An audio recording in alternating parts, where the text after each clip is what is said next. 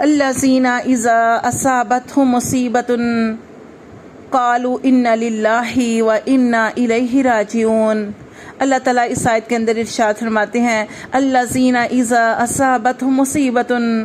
کہ وہ لوگ جب انہیں کوئی بھی مصیبت پہنچتی ہے قالوا، تو وہ کہتے ہیں انا للہ، بے شک ہم اللہ ہی کے مال ہیں، و انا الیہ راجعون، اور بے شک ہمیں اسی کی طرف پھرنا ہے۔ اولئک، یہی وہ لوگ ہیں، علیہم، ان پر، صلوات، عنایتیں ہیں، من ربہم، ان کے رب کی طرف سے، ورحمہ، اور اس کی رحمت ہے، واولئک، اور یہی لوگ ہیں، ہم المہتدون، جو کہ راہ پر ہیں۔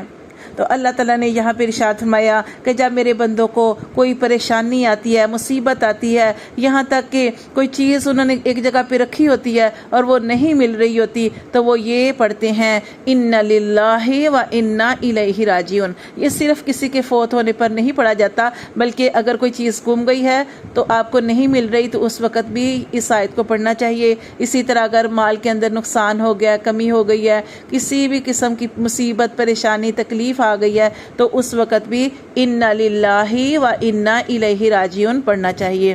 تو اس کے بارے میں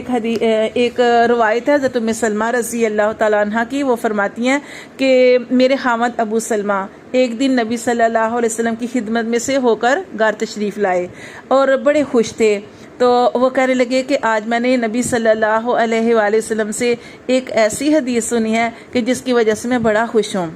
پھر انہوں نے کہا کہ نبی صلی اللہ علیہ وسلم نے ارشاد فرمایا کہ جب کسی مسلمان کو کوئی تکلیف پہنچے اور وہ کہے انا للہ و انا الیہ راجعون، اور اس کے بعد کہے اللہم اجرنی فی مصیبتی واخلف لی خیرا منہا۔ اس کا ترجمہ بھی آپ کو بتاتی ہوں کہ اللہم اجرنی فی مصیبتی، اے اللہ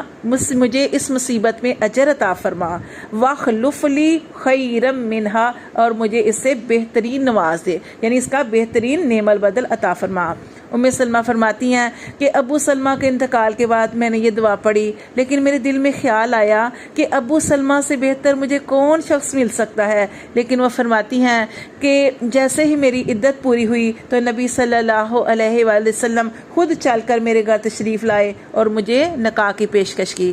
تو دیکھیں وہ فرماتی ہیں کہ اللہ تعالیٰ نے مجھے اس دعا کی برکت سے ابو سلمہ سے بہتر نبی صلی اللہ علیہ وآلہ وسلم عطا فرما دیے۔ تو یہ جو ساری قرآن مجید کے اندر، یہ قرآن مجید جو ہے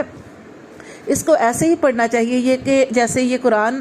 جو ہے ہم سے کچھ کہہ رہا ہے، کیونکہ ہوا تو یہ پہلے نازل ہے، لیکن 1400 سال پہلے نازل ہوا ہے، لیکن اس قرآن کو ہمیشہ ایسے پڑھنا چاہیے کہ گویا یہ قرآن ہم سے کلام کر رہا ہے۔ تو اس سے ہمیں پتہ چلتا ہے کہ انسان کی زندگی میں مصیبتیں، پریشانیاں، تکلیفیں، سب کچھ آتا رہتا ہے، تو جب بھی کوئی پریشانی آ جائے تو ہمیں اس دعا کا اہتمام کرنا ہے۔ جیسے خاص طور پر مال کے اندر نقصان ہو گیا، آپ نے اس وقت بھی یہ دعا پڑھ لی، یا جیسے کوئی عورت بیوہ ہے اور اسی طرح طلاق یافتہ ہے، یا کوئی بھی اس طرح کا معاملہ ہو گیا، تو آپ نے اس دعا کو پڑھنا ہے اور اس کا خوب اہتمام کرنا ہے اور یقین رکھنا ہے، تو انشاءاللہ تبارک و تعالیٰ آپ کو اللہ تعالیٰ بہترین سے نواز دے گا انشاءاللہ۔